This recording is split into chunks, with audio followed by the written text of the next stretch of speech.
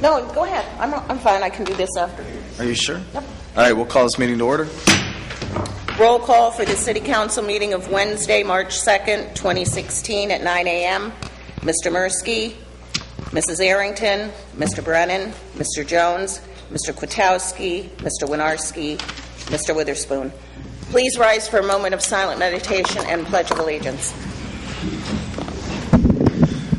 This morning, I've asked that we remember, as always, those that are less fortunate than we are in our community, both locally and globally. We ask that we remember those who've lost loved ones since the last time we were in these chambers. Every family and every life is valuable. Some people are more known in our community, and we've lost some of those folks in the last couple of weeks. Remember the family of Mrs. Johnny Mae Atkinson, matriarch and a very prominent and influential community member, has passed on, as well as Mr. John Horan. So let's remember their families and remember them in our thoughts at this time. And also, finally, we ask that our God and Creator give us the wisdom and the right information to make the best decisions for the citizens of the city of Erie.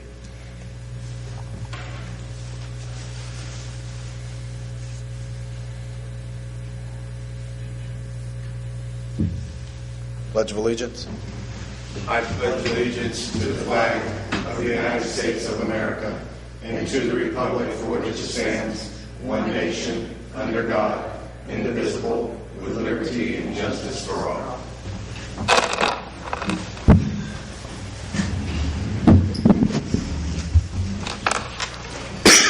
Approval of minutes from the City Council meeting of February 17th, 2016, and bills for payment on February 25th and March 4th, 2016. Mrs. Arrington, Mr. Brennan, Mr. Jones, Mr. Kwiatkowski, Mr. Winarski, Mr. Witherspoon, Mr. Mursky.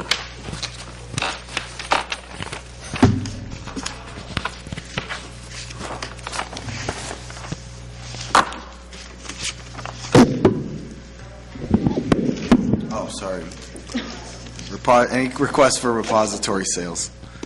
Any requests for repository sales? Seeing none, we'll move on to citizens to be heard. Our first citizen to be heard is Mr. Randy Barnes.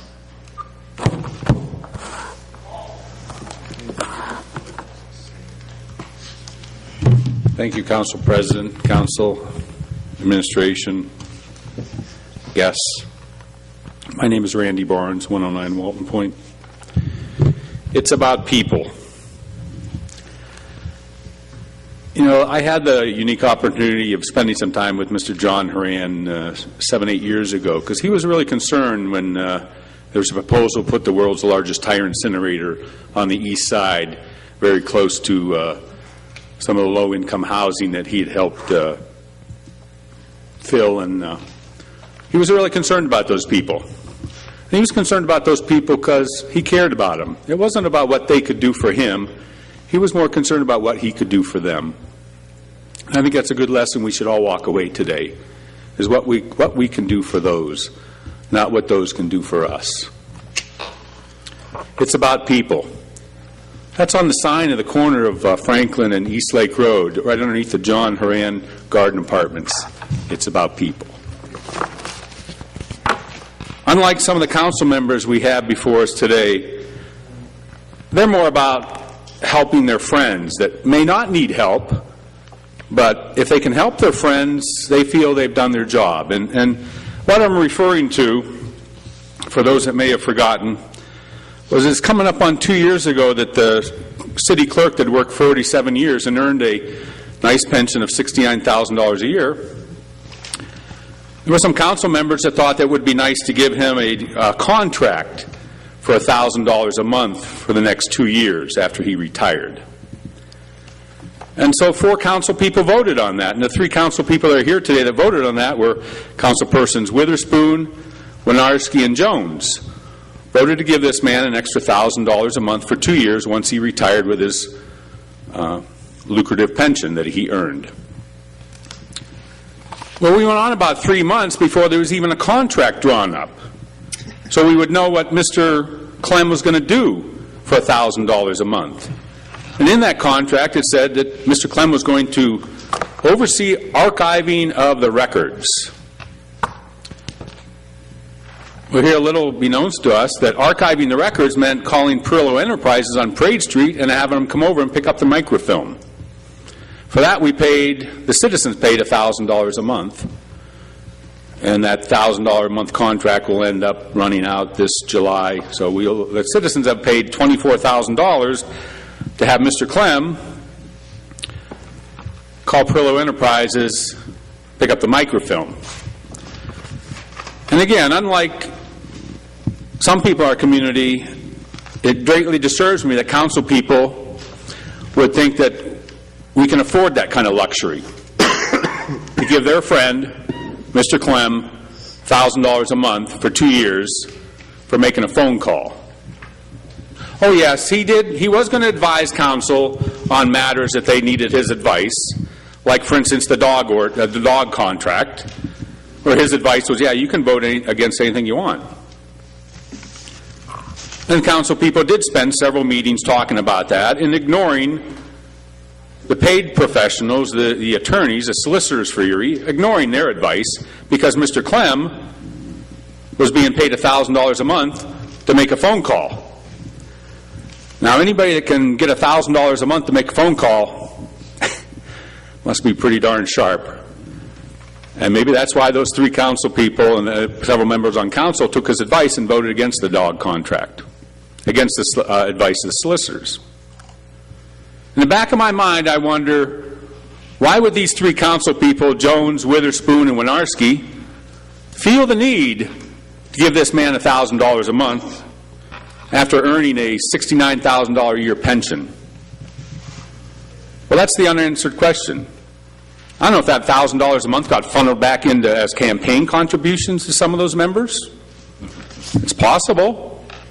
We don't know. I mean, we saw Mr. Clem at Mr. Witherspoon's fundraiser when he was running for council. Paid fundraiser. Mr. Barnes. It's a fact. It's a Mr. fact. It was on Barnes. TV. I'm just repeating what was on TV. Please address the body, not individual I'm council. repeating what was on television. Thank you very much for your time. Yeah. Hope I struck a nerve. No, you Or ain't 2. struck a nerve yet. Up next, Ms. Amy Compatore.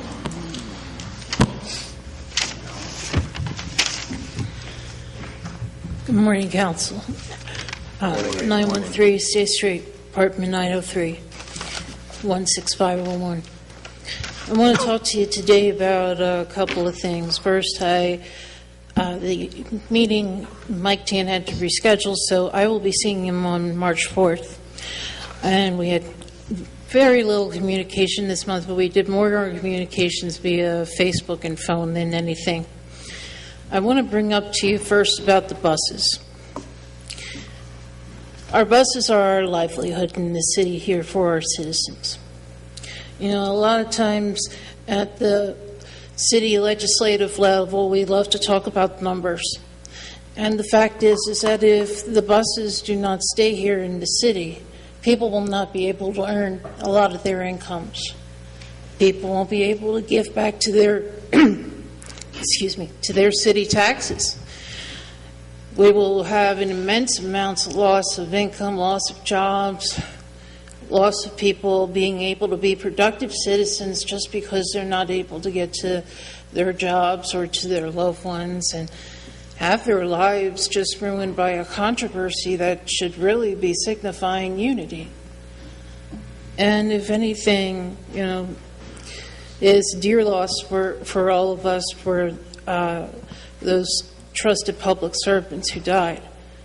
But I think in their true spirit that they would want us to unify each other, that they would want city council and county council to get together on this, on the same page.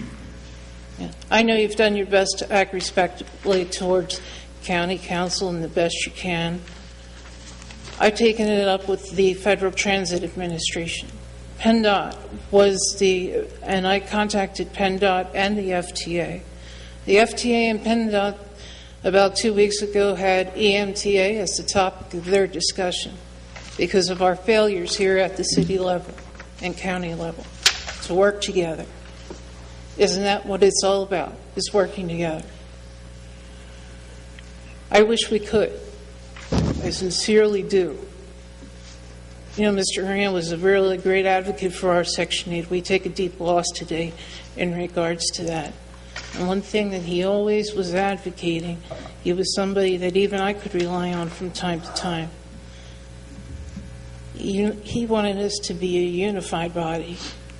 And I hope both bodies can be unified together in this effort. Because nobody's going to win in September when the buses go offline due to a lack of charter, due to a lack of cooperation, due to a lack of being able to be there for each other, and realizing who the truly important people are in this are the ones you serve, the ones that voted for you. You know, I also want to say, on an ending note, the Downtown Neighborhood Association held its first meeting. We had 27 in attendance. Sadly enough, Mayor Sennett wasn't there, but he sent a representative, Mr. Sala, for which we're grateful for. We had people overflowing out of those rooms. Some of you were actually in attendance, and I thank you for your participation. And the number one question I was asked afterwards by so many people was, why didn't they give us Bagnoni Council chambers in the first place? I had no good answer for that. What was I supposed to say to these great people who showed up to participate? That because a ground roots organization that basically leads into the police and the political activity of the downtown district on the same street as the city didn't want it in their actual city building, that would make you look as an ununified body towards us. And a lot of you were in agreement for us. And we wish that, we could have had a little more backing as far as attending. But you know what? We're not going to be able to prove that to you until probably about a year's worth of attendance. So I'm going to make hopefully a hopeful commitment to a year's worth of showing you attendance sheets that will hopefully reflect the same amount of people or similar or more. I hope. And perhaps we can revisit this in a year. And if the attendance holds up, perhaps then we can have in the proper place. Thank you for your time. Any other citizens to be heard?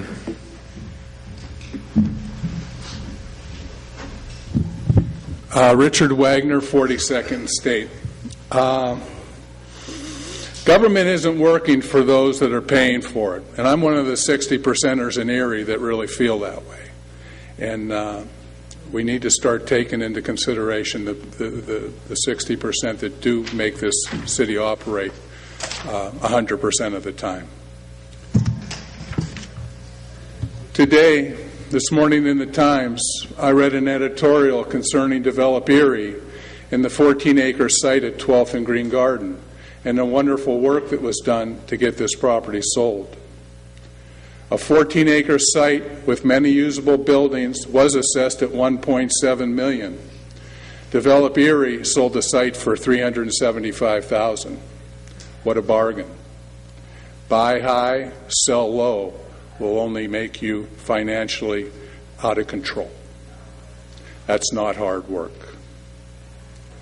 Also in the Times, over the past several weeks, we've had to face many stories concerning the region's school districts. Many of them were strictly about the city of Erie's problems. Coming from a union background and believing in the concept of unionization, I found it unconscionable that the union leadership took a strike vote to further place pressure on Mr. Battens in the district to secure a contract where the finances of the district are really in complete disarray. I came here today to talk about an enormous loss for our community. It's not a piece of property. It's not a philosophical disagreement. It's about the loss of one individual, Mr. John Horan, who exemplifies the term leader. I don't pretend to know him personally, but as the community, we all felt his hard work, his accomplishments in providing safety, dignity, and pride to over 2,000 families in the city of Erie. Mr. Horan had the qualities that great leaders all seem to possess.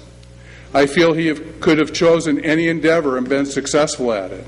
We can all say thanks to this great man. Too bad it has ended in his passing. But the real challenge ahead in the community is to find another person that can do that job with the same integrity and unselfishness that Mr. Horan gave us for 30-some years. Thanks for your time. Thank you. Any other citizens to be heard?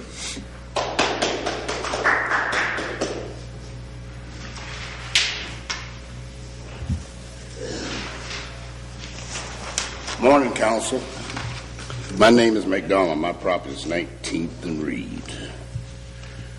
I want to talk to you this morning about racism. It's never discussed down here or anywhere else that I hear from. Racism is a sickness. My Bible says God made us all. We got some different colors, but God still made us all. I don't understand sometimes. You know, Mr. Horan was a decent man. I've talked to him myself. I went down and talked to him. He was a gentleman. He seemed to love people. He seemed to have been a God-fearing man. A lot of you don't fear God. You think you're doing God a favor being here. But let me tell you something. You ain't died for nobody. You ain't died for nobody. God died for us. That's what my Bible tells me. If you read your Bible, I think you'll understand it better. You'll appreciate him more. Who will you die for? You don't want to die for yourself.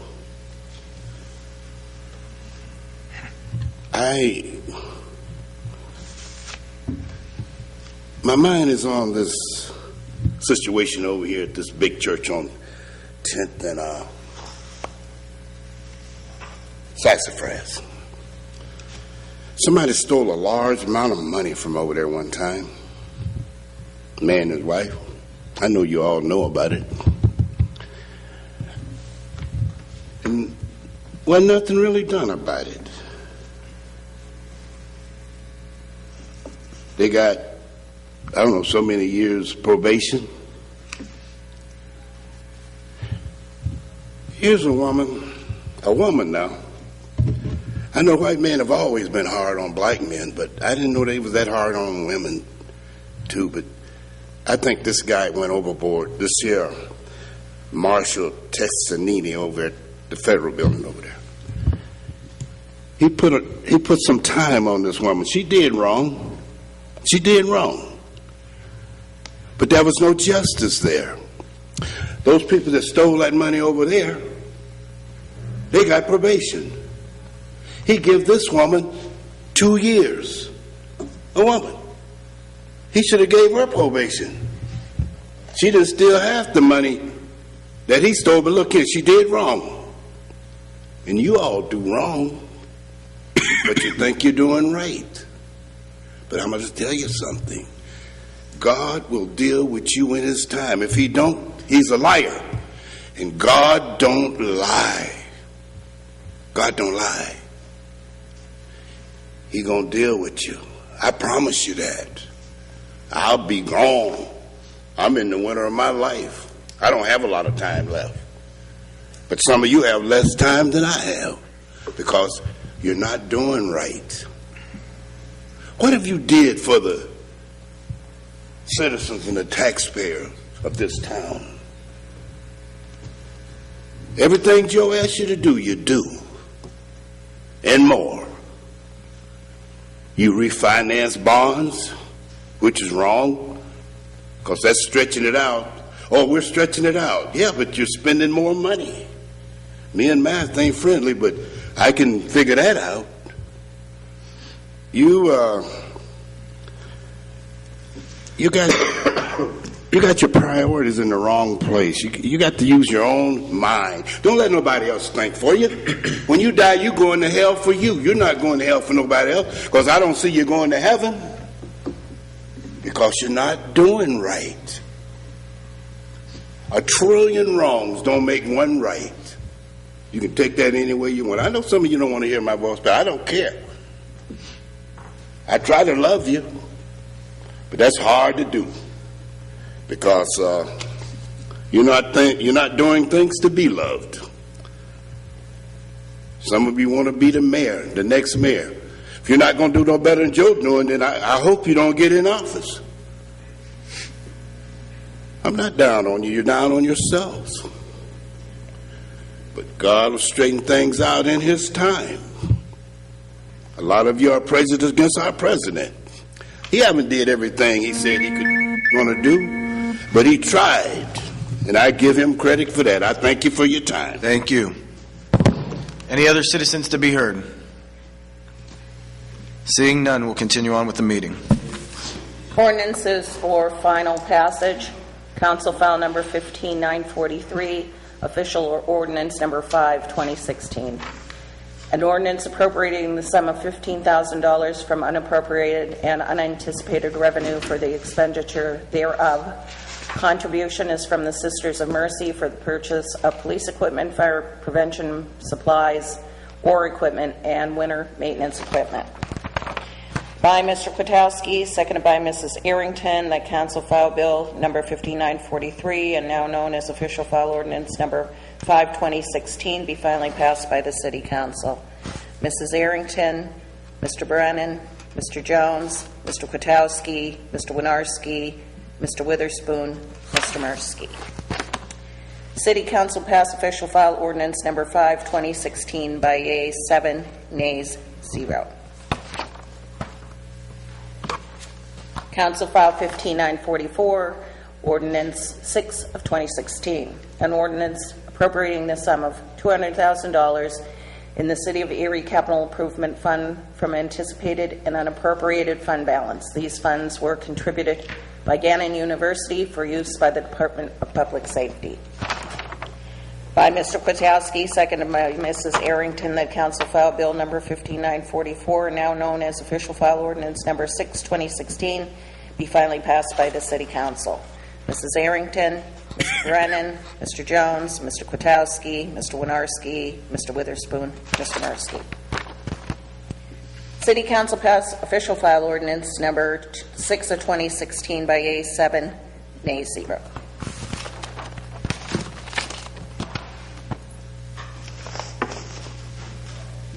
Ordinances for first reading. Council File number 15945, an ordinance appropriating the sum of $169,468.56 in the City of Erie Sewer Fund from unanticipated and appropriated fund balance. By Mr. Brennan, seconded by Mr. Mursky, the Council File Ordinance number 15945, having been read, is hereby adopted on first reading by the City Council. Mrs. Arrington, Mr. Brennan, Mr. Jones, Mr. Kwiatkowski, Mr. Winarski, Mr. Witherspoon, Mr. Mursky. City Council read and adopt Council File Ordinance number 15945 by yeas 7, nays 0 on first reading. Council File 15946, an ordinance appropriating the sum of $150,000 from unappropriated and anticipated revenue to be received from the PA Department of Community and Economic Development for the Perry Square project. By Mr. Jones, seconded by Mr. Kwiatkowski, the Council File Ordinance number 15946, having been read, is hereby adopted on first reading by the City Council. Mrs. Arrington, Mr. Brennan, Mr. Jones, Mr. Kwiatkowski, Mr. Winarski, Mr. Witherspoon, Mr. Mursky. Council File 15947, an ordinance appropriating the sum of $58,980 from home program income received for the home projects. By Mr. Jones, seconded by Mr. Kwiatkowski, that's Council File Ordinance number 5947, having been read, is hereby adopted on first reading by the City Council. Mrs. Arrington, Mr. Brennan, Mr. Jones, Mr. Kwiatkowski, Mr. Winarski, Mr. Witherspoon, Mr. Mursky. City Council read and adopt council file ordinance number 15947 by yeas 7, nays 0 on first reading. Council file 15948, an ordinance approving the plan of the Erie Sewer Authority for the issuance of an aggregate amount not to exceed $4,345,000 sewer revenue bonds, series of 2016, and setting forth the amount, interest rates, and maturity dates of the bonds, authorizing the authority to proceed with the plan of financing, authorizing the execution and delivery of a lease agreement and the incurrence of lease rental debt thereby, authorizing the specified officers of the City of Erie to prepare and certify the debt statement and to do all other acts necessary to carry out the provisions of the ordinance, setting forth the payment of the sewer revenue bonds and the source of such payments, repealing all inconsistent ordinances, and providing that the ordinance is effective immediately. By Mr. Brennan and seconded by Mr. Kwiatkowski, the council file ordinance number 15948, having been read, is hereby adopted on first reading by the City Council. Mrs. Arrington, Mr. Brennan, Mr. Jones, Mr. Kwiatkowski, Mr. Winarski, Mr. Witherspoon, Mr. Mursky. City Council read and adopt council file ordinance number 15948 by yeas 7, nays 0 on first reading. That'll take us into new business. Mr. President, Mr. Jones? I'd like to move the balance of the agenda. Second. We have a motion to move the balance and a second. Any separations? Seeing none? Moving the balance of the agenda, Mrs. Arrington, Mr. Brennan, Mr. Jones, Mr. Kwiatkowski, Mr. Winarski, Mr. Witherspoon, Mr. Mursky. That'll take us to committee reports, Mr. President.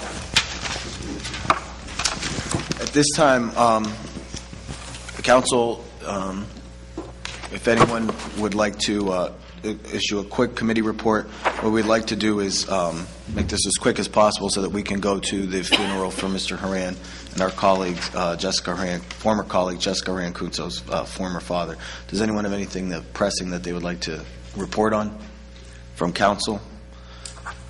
City controller? Administration? Okay. Seeing none, we'll adjourn the meeting so that we can go to the funeral. Okay, City Council adjourns at 9:32. Mr. Mursky, Mrs. Arrington, Mr. Brennan, Mr. Jones, Mr. Kwiatkowski, Mr. Winarski, Mr. Witherspoon. Listen.